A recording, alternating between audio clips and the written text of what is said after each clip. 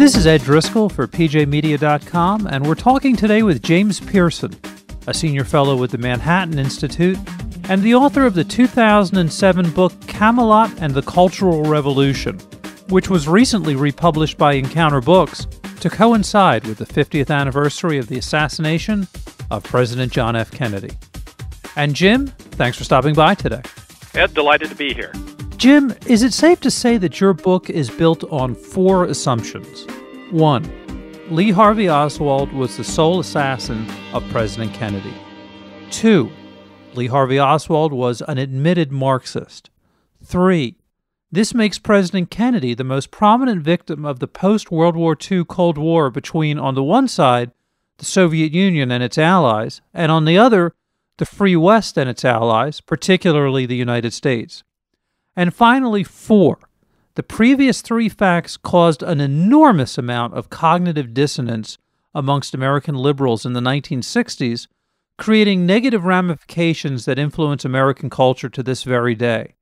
Is that a fair assessment? And I think that's an excellent summary. It starts with three facts, which are hard to dispute, and it leads to a political conclusion that this event caused a great deal of difficulty for many Americans to absorb and interpret and understand, and it stays with us to this day. Almost immediately after Kennedy's death, there was a collective official statement from the news media that it was a quote-unquote climate of race-based hatred that killed President Kennedy. How did that opinion manage to congeal so quickly when it was also known very quickly after Oswald's capture that he was a capital C communist?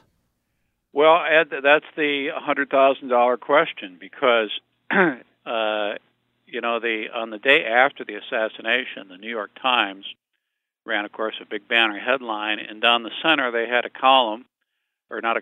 story written by a reporter in which he detailed Oswald's arrest and all the evidence against Oswald, which summarized his various communist activities, his defection to the Soviet Union, his correspondence with pro-Castro groups, his lobbying for Castro, and indeed his visit to Mexico City in an effort to travel to Cuba.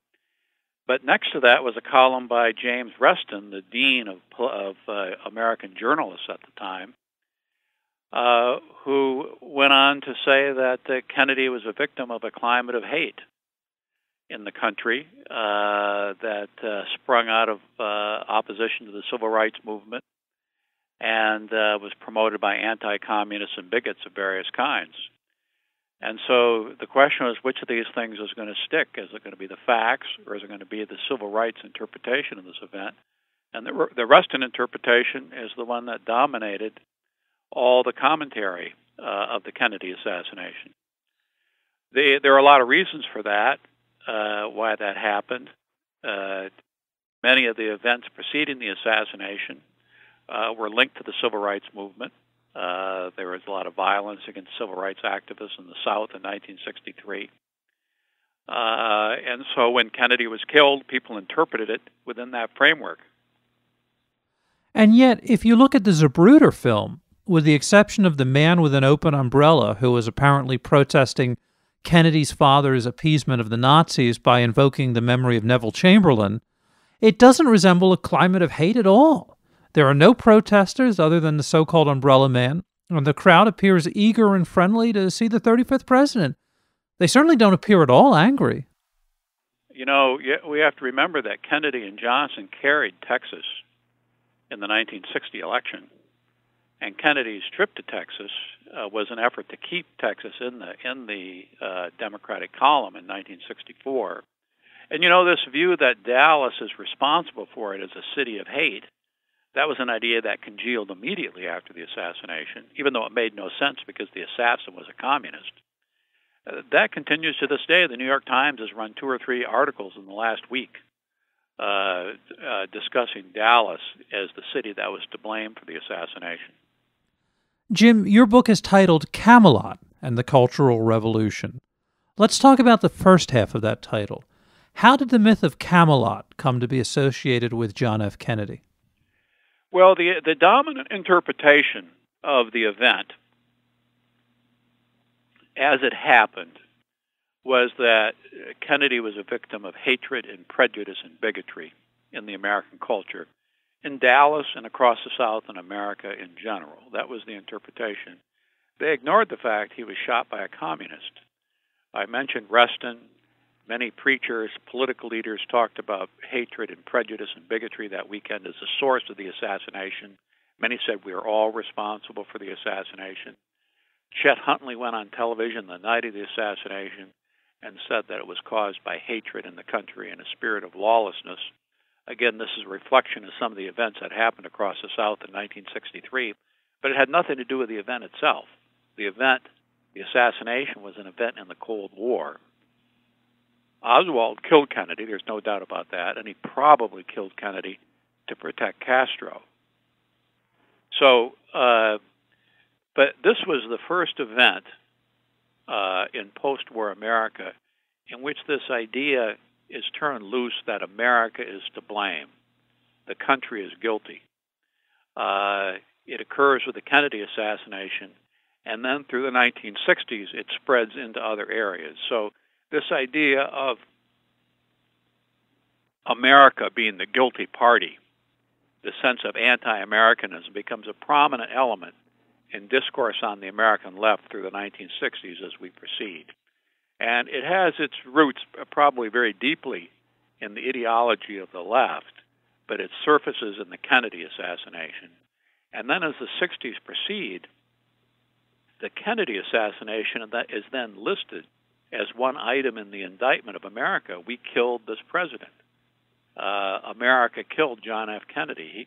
He was too good for us. And so America is guilty. And that is a threat, I think, that continues to be prominent in commentaries on America down to the present day. But it was Jacqueline Kennedy who initially put the Camelot myth into mass circulation, right?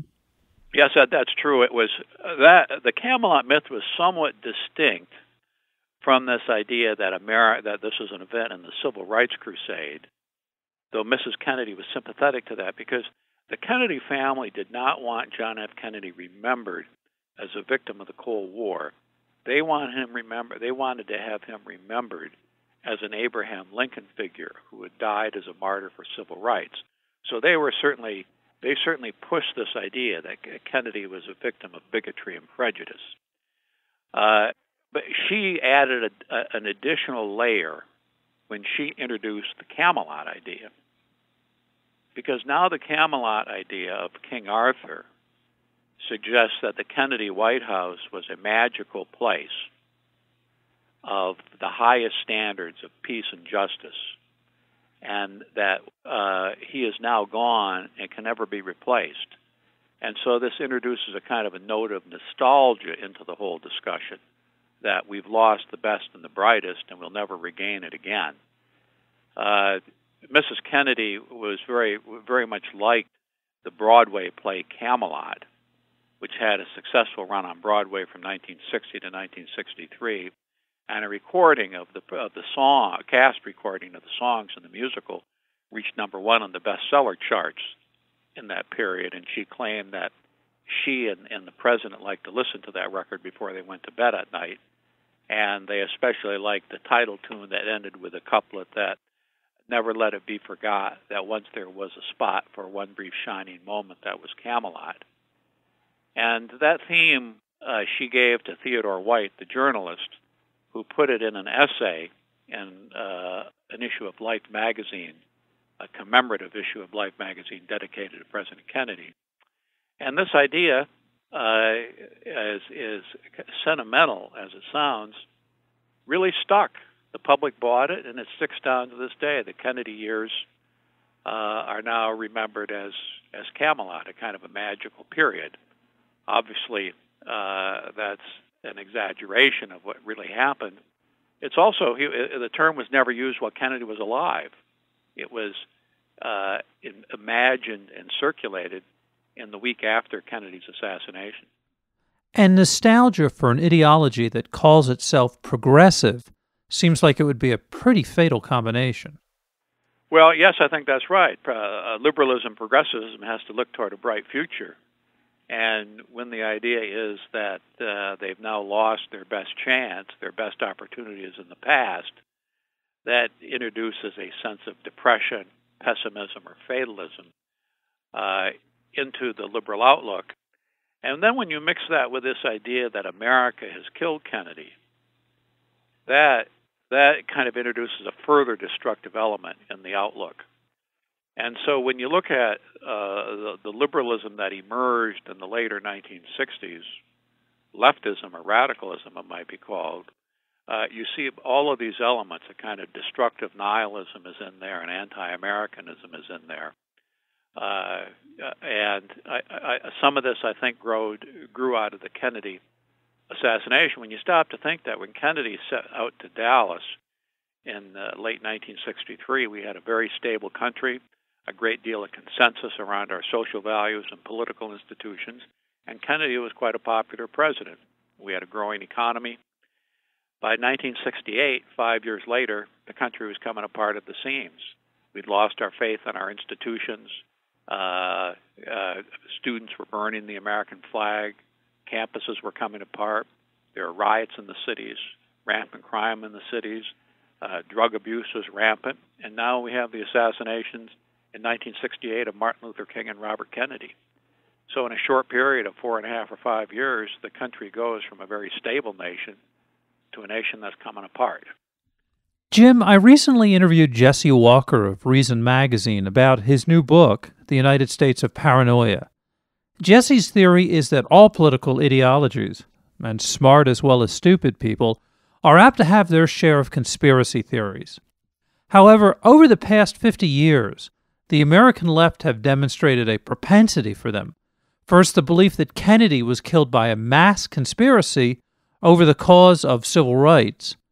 Prior to the election of Barack Obama, a large percentage of the left believed that President Bush somehow engineered the destruction of the World Trade Center and the attack on the Pentagon. In January of 2011, the left convinced themselves that somehow Sarah Palin's clip art caused a crazed gunman to shoot Democratic Senator Gabrielle Giffords and 18 others. And most recently, some Democrats have convinced themselves that the GOP somehow sabotaged the Obamacare website. Added together, that's some serious paranoia, particularly from a group that bills itself as the quote-unquote reality-based community. How does I think that's true. I think it could go back, back into the 70s, 80s, 90s and find a thread of such events running all the way through this period. How does the left come to grips with it all? Well, I guess they don't see it as paranoia. An interesting thing is, of course, that during the 1950s, as they were dealing with Senator McCarthy and his attacks on communists, they began to say that the right was obsessed with conspiracies, and this was the factor that distinguished them from genuine conservatives. They called them the radical right. But it was an infatuation with conspiracies that was the distinctive element. But of course, as you point out, Ed, this now moves from the right to the left in the 1960s and beyond.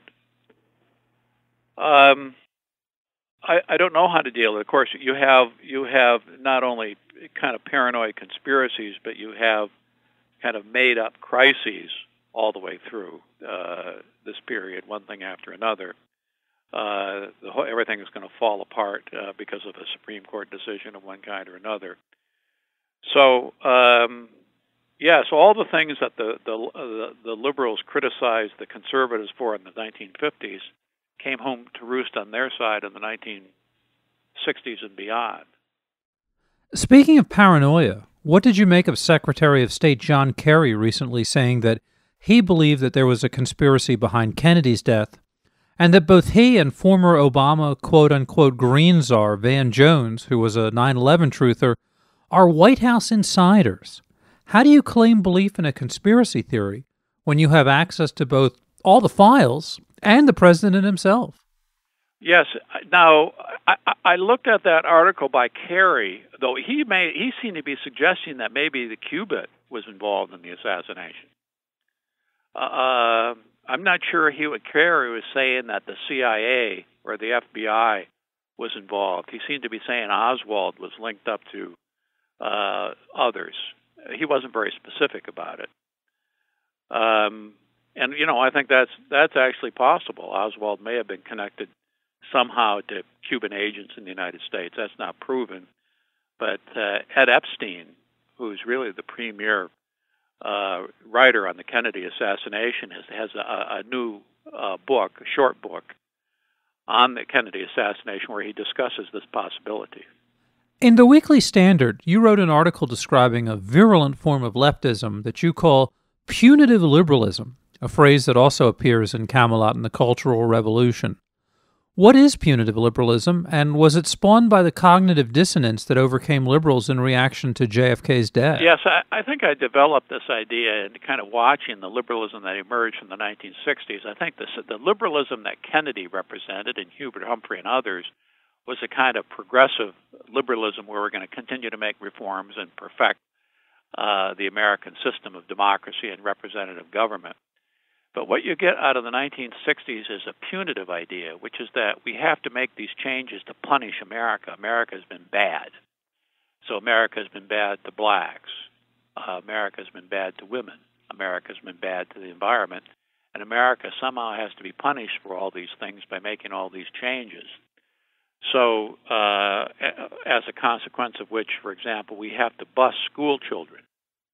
So really there's no question. People don't ask, is this going to improve education? That's not the question. The question is that the whites must be punished for having done wrong in the past. We have to have quotas and preferences and so on for women and minority groups. Will this actually help the bulk of blacks and women who may be actually poor or in the working class and struggling to get ahead? Well, no, that's not the point. We have to punish whites and men for their transgressions in the past. We have to do various things to fix the environment. Will this actually help the environment? It doesn't matter. We were bad in the past, and we need to be punished for it.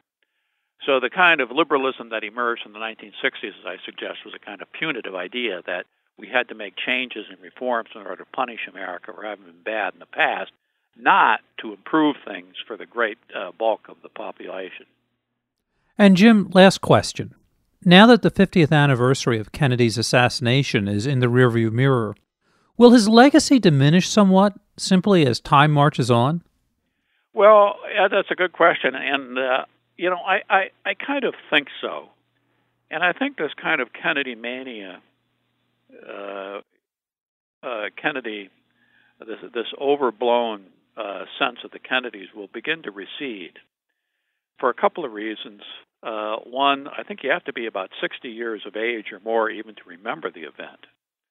It was a very large event for people who were relatively young at the time, say from between their high school years and 35 or 40. Kennedy made a big imprint on them. And those people are now, 60 years old and well beyond. So they're getting older, and young people don't really get the Kennedy thing. The Cold War, of course, is over. And Kennedy was a prominent figure in the Cold War, and it was the events of the Cold War that really caused the assassination. The Kennedys are largely out of public life. There aren't any more Kennedys, I don't think, in public life. Maybe there are one or two, but it's not a factor anymore. So I think the passage of time is going to diminish it. So I think this 50th anniversary is probably the final blowout of the whole Kennedy phenomenon. This is Ed Driscoll, and we've been talking with James Piereson of the Manhattan Institute about the latest edition of his brilliant 2007 book, Camelot and the Cultural Revolution. It's published by Encounter Books and available from Amazon.com and your local bookstore. And Jim, thank you for stopping by PJmedia.com once again. I appreciate it. That's great to talk to you again.